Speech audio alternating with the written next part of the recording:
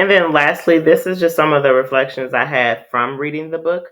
I'm going to give you all a few moments after I'm done to just look over those. But the conclusion that I had for the reflections basically is like I said in my last slides.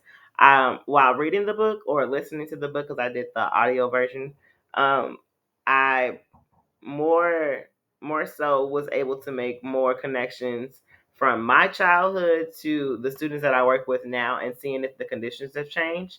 Also, even with thinking about, I'm sorry, I even spoke with one of my friends who actually is from St. Louis. So she grew up in the East St. Louis, and she grew up in the East St. Louis public school system. I was able to even talk with her about the book just to see if some of these things have changed or the conditions have changed since then. And I am happy to say that learning from her, East St. Louis has drastically changed with gaining money for their educational system. They have made a lot of changes.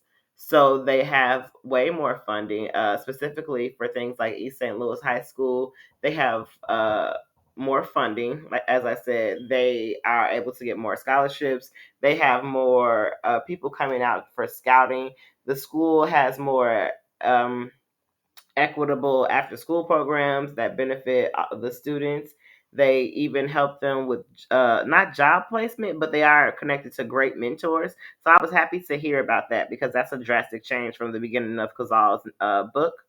Also, just thinking again about how I grew up. So I feel like I'm going to strive at, when I do become a teacher, to be the person to always instill more into my students. And when I say more, I mean by just offering different solutions.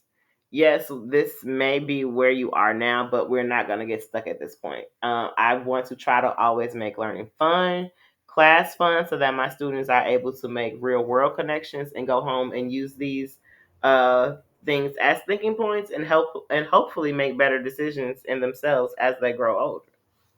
Thank you guys.